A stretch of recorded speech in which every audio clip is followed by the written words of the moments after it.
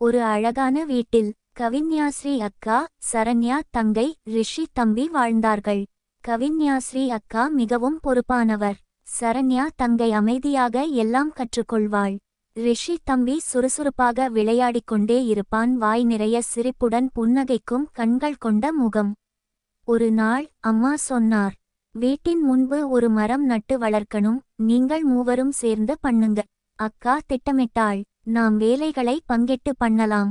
அக்கா குழி தோண்டினாள், சரண்யா விதை வைத்தாள், ரிஷி தினமும் நீர் ஊற்றினான். முதல் சில நாட்களில் எதுவும் தெரியவில்லை. ரிஷி கொஞ்சம் சலித்தான். இது வளருமா என்று கேட்டான். அக்கா சிரித்துக்கொண்டு சொன்னாள், பொறுமை இருந்தா தான் வளர்ச்சி வரும்.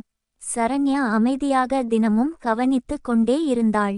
சில நாட்கள் கழித்து ஒரு சிறிய முளை வெளிவந்தது. மூவரும் மகிழ்ச்சியடைந்தார்கள்.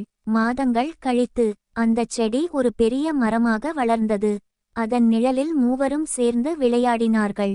அப்போது ரிஷி சொன்னான், நாம் மூவரும் சேர்ந்து செய்ததால தான் இவ்வளவு பெரிய மரம் ஆனது. அக்காவும் தங்கையும் சிரித்தார்கள். கதையின் நெறி, ஒற்றுமையாக சேர்ந்து செய்தால் சிறிய செயலும் பெரிய வெற்றியாக மாறும். அன்பும் பொறுமையும் இருந்தால் வளர்ச்சி நிச்சயம்.